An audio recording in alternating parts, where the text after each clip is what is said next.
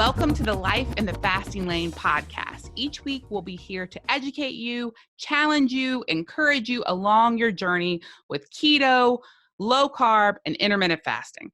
Check us out at fastinglane.com and on Twitter and Instagram at fastinglane. So, Bridgette, do you want to introduce our guest? Because I know, as excited as I've been, you've been like super most excited about this guest. Yes, I would love to. Our celebrity guest this week is Dr. Kim Berry, a low-carb superstar. Dr. Berry is a family medicine physician who, after following traditional medicine and the standard American diet, was overweight and unhealthy. He now follows a ketogenic carnivore diet and is on a mission to reverse type 2 diabetes and obesity. Welcome, Dr. Berry. Thank you so much for having me.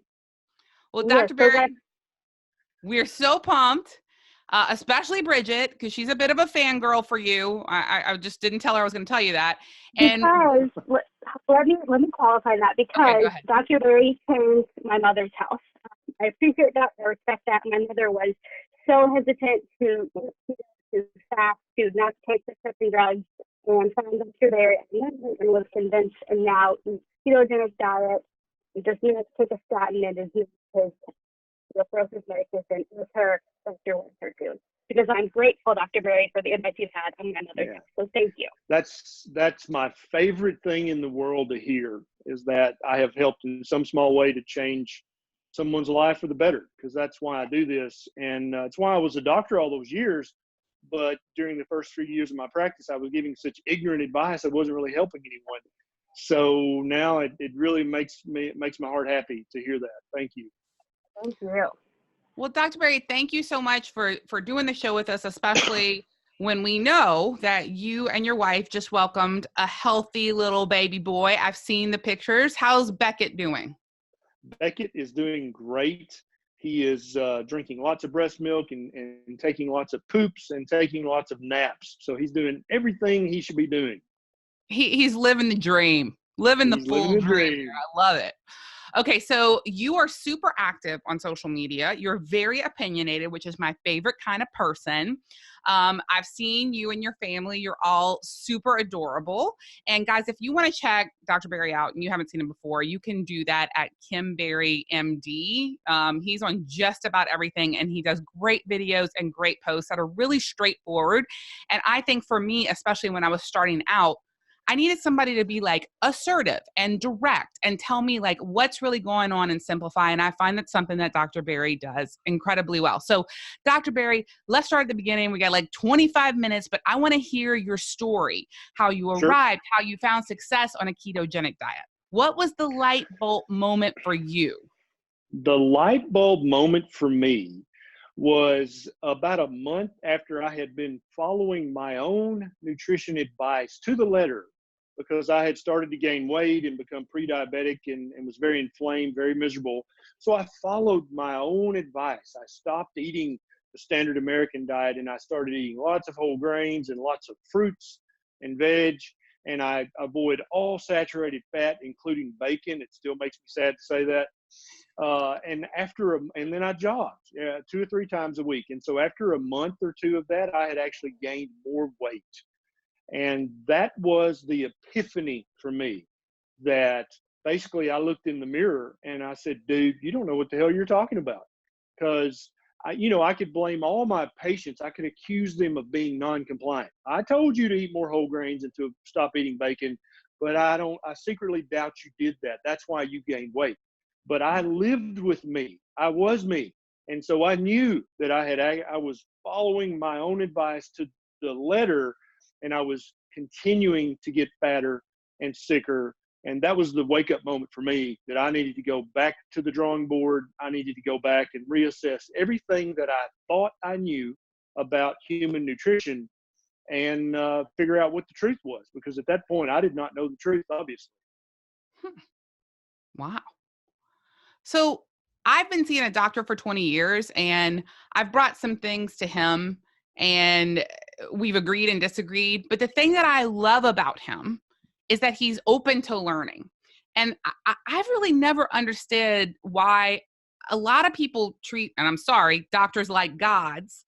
Like, they seem to me, for the most place, intelligent people who went through a lot of education, who for the most part are trying to help people.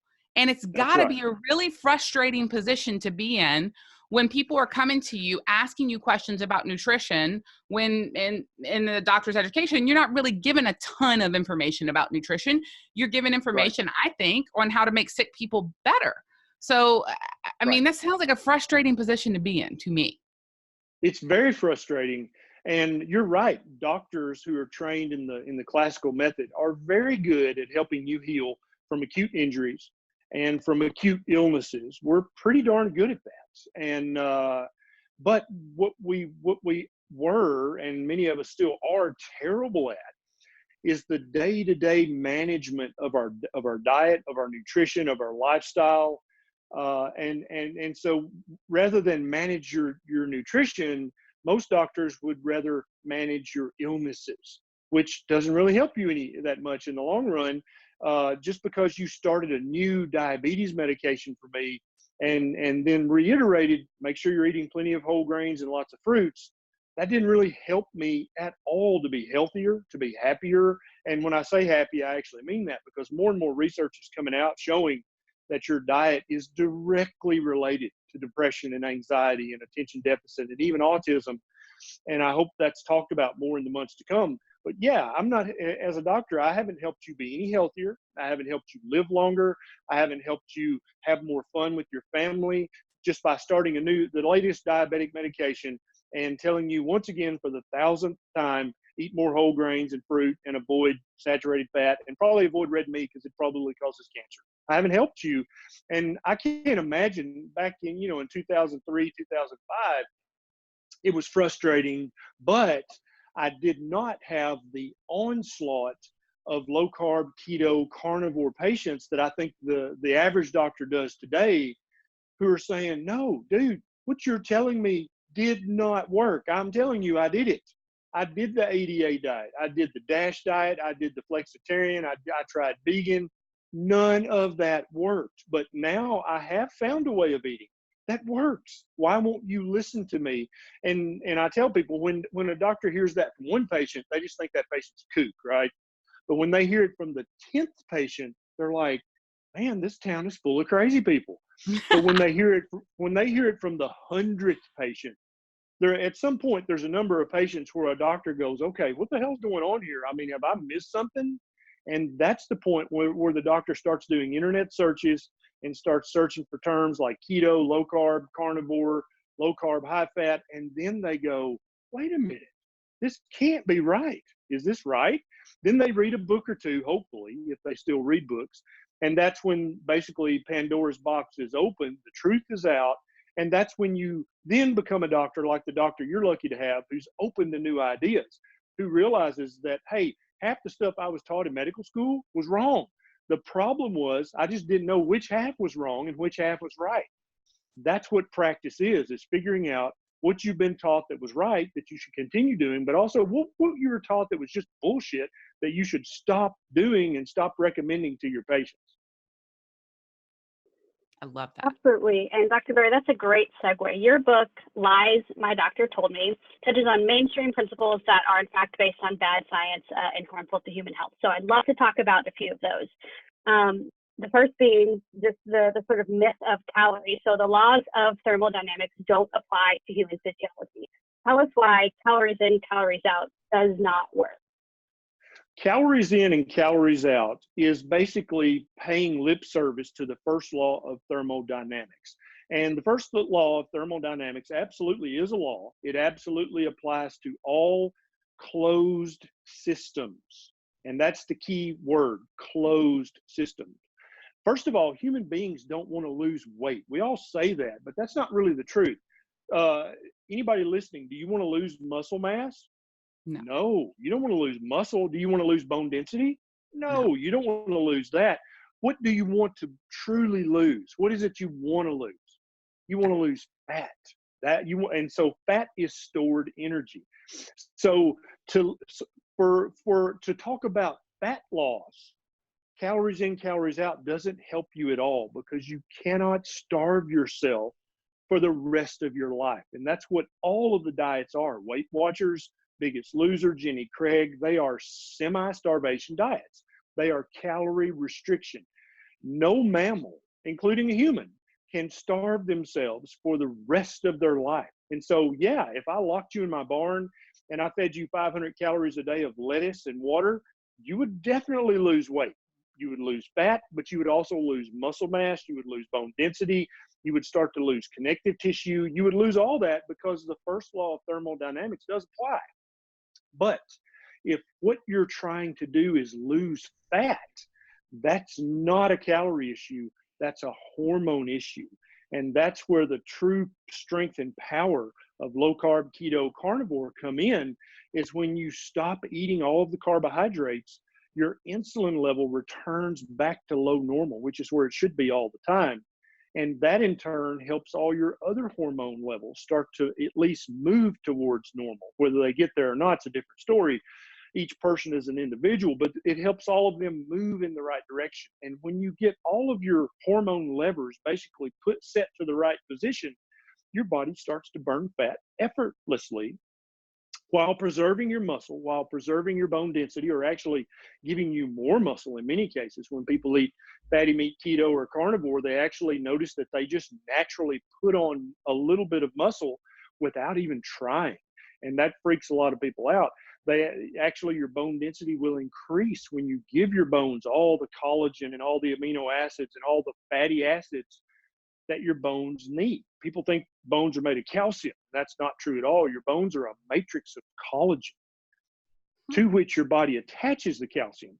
But your bones are not made of calcium. Your bones are made of collagen, which is made of amino acids, which comes from the fatty red meat that you should be eating every day. And so losing fat is a hormone issue.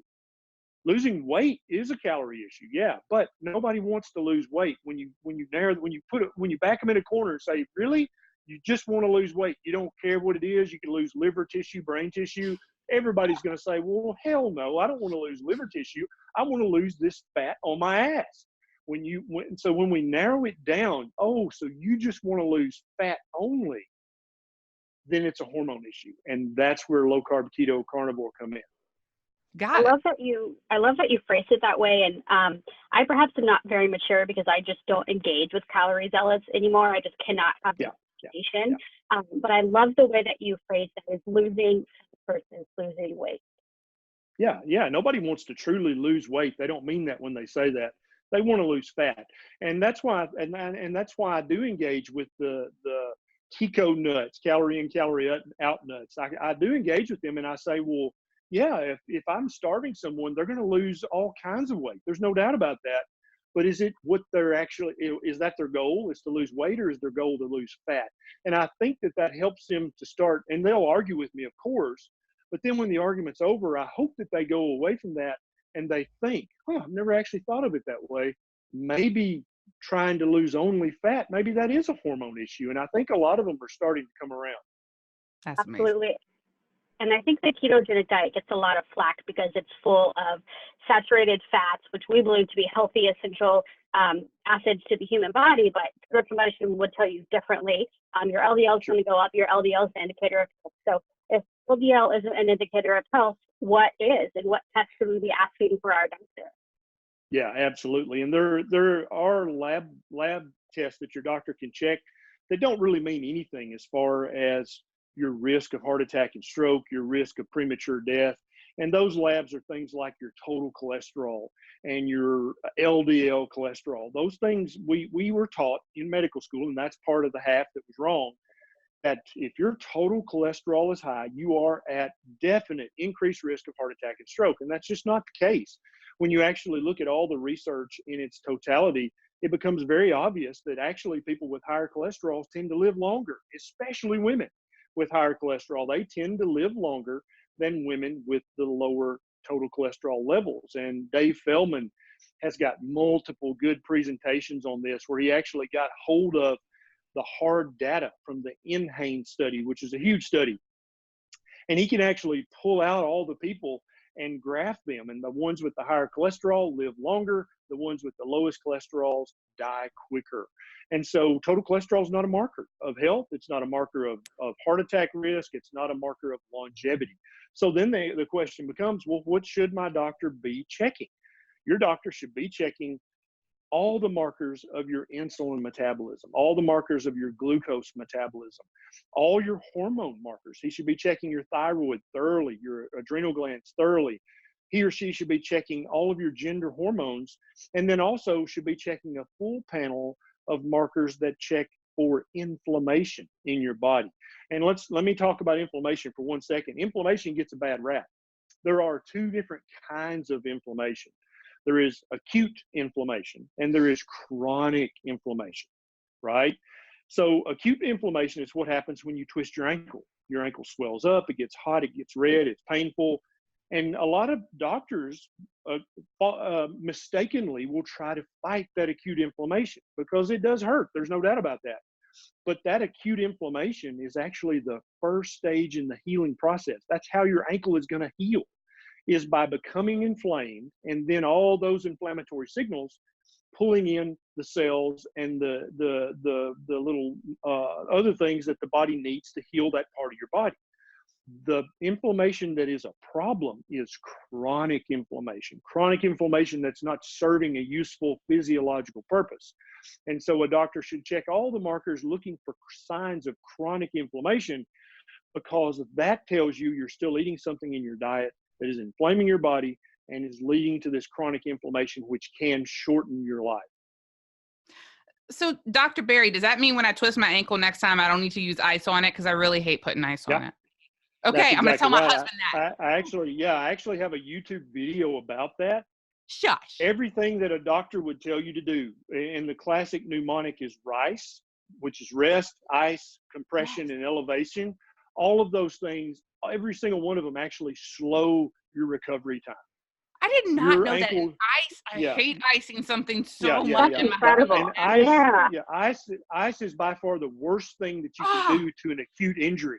Now, does the ice help the pain? Yeah. But so what is your goal? Is your goal to be pain-free, or is your goal to have that ankle heal as quickly and as completely as possible so that you never have any more trouble out of that ankle?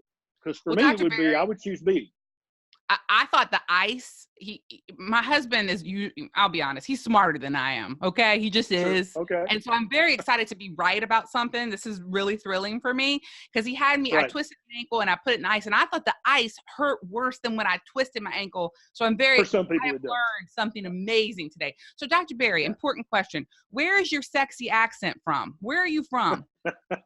I was born and raised in Middle Tennessee, and went to school, to medical school in Memphis, and then came back to practice in West Middle Tennessee.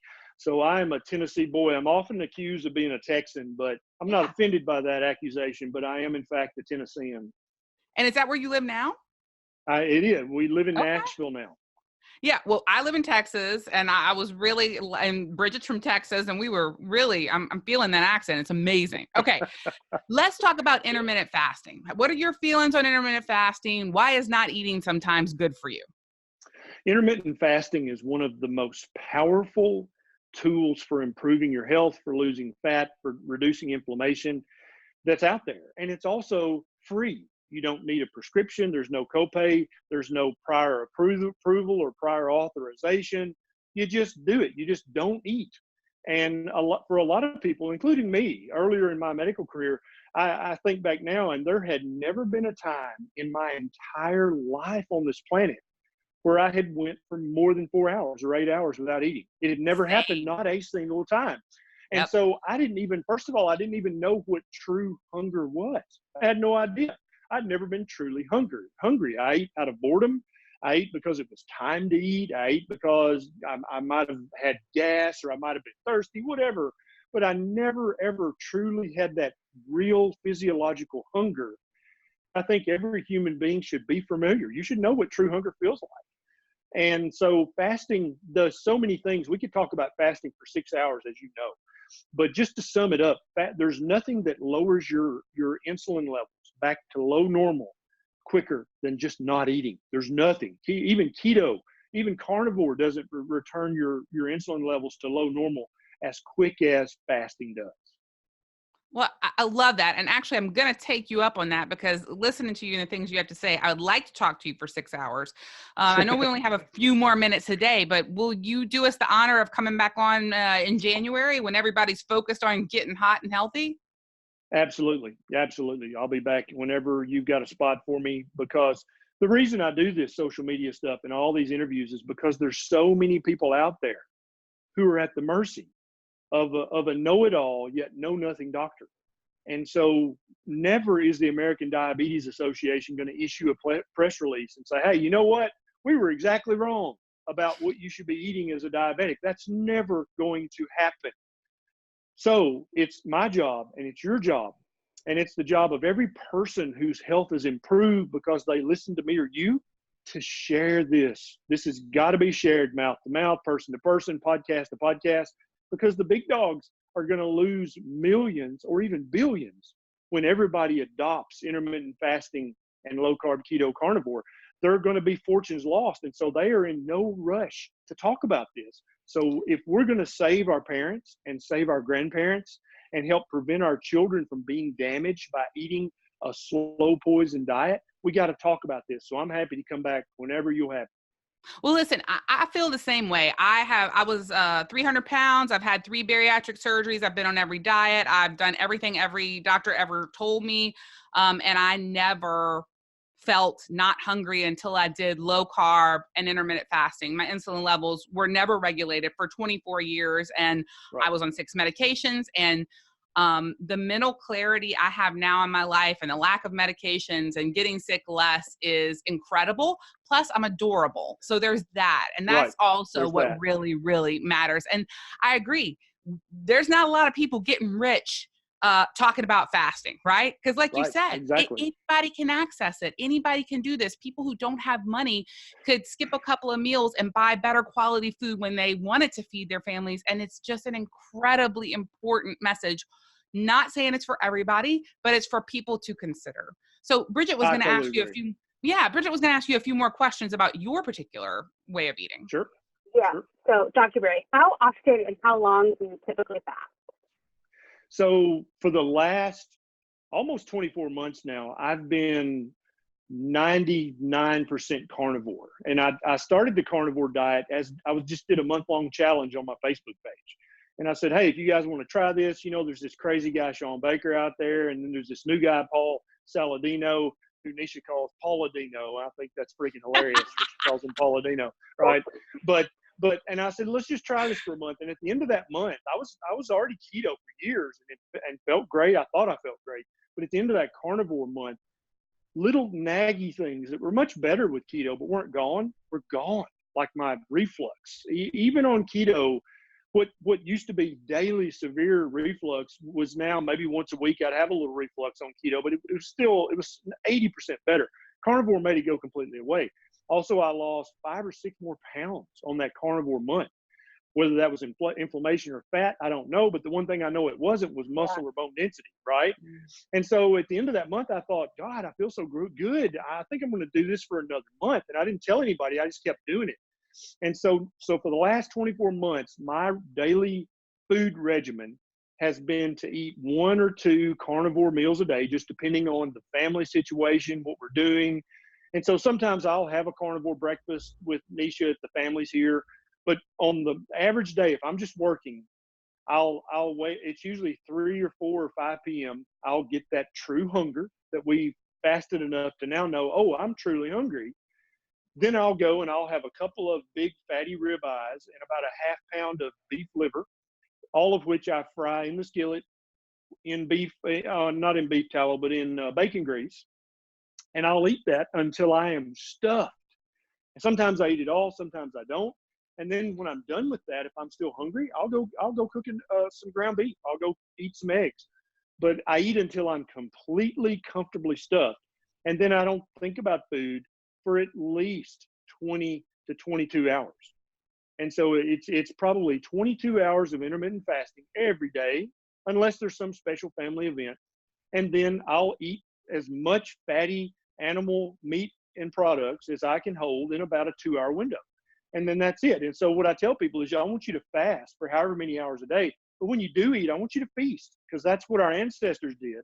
That's what every animal in the wild does. They don't eat a fist-sized portion of protein. They don't do that.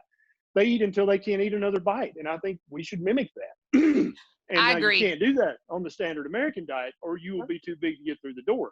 Oh. But if you do that with a carnivore diet or a fatty meat keto diet, you're never going to gain weight doing that. You're only going to lose fat by doing that. And you may be making your bones stronger, and you may be putting on some natural muscle, which may make the number on the scale not move as fast as you'd like for it to. But if you take your measurements, and that's a key thing for people in this way of eating, take your measurements once a month, because the scale may not move, but you may have lost 2 or 3 total inches from your body measurements. Yeah. Dr. Berry, I have a book coming out in April of next year called Life in the Fasting Lane. And it's Nice. In partnership. My co-authors are Dr. Jason Fung and Megan Ramos. And we talk about so many things that you just talked about. The whole feeling of, for me, I was a fat person for so many decades that when I learned to fast, I really struggled to learn to feast. I really struggled to be like, it is okay to get filled up on the foods that make me feel good. So everything you just explained is exactly what I believe. I want to thank you again. Can you tell people once again the name of your book, where they can find it, and where you're speaking sometime soon? So the book is called Lies My Doctor Told Me, and it's available. You can buy the paperback anywhere books are sold. They either have it in stock or they'll order it. And now there's actually an Audible version, which for people like me who are spoiled by Audible books, you can actually listen to Lies My Doctor Told Me while you drive or while you work, or even during your doctor's appointment, because what I'm saying on the Audible book is probably more valuable to your health than what your doctor's saying. I'm just kidding about that last part. Don't do that. I love that. I love that. I have a YouTube channel. If you just go to YouTube and search for Dr. Berry Keto, you should find it. I have a Facebook page. If you just go to Facebook and search Dr. Berry Keto, you should find it. I'm also on Instagram. And when I'm feeling particularly salty or snarky, you'll find me on Twitter, fighting with the vegans and fighting with the Kiko nuts.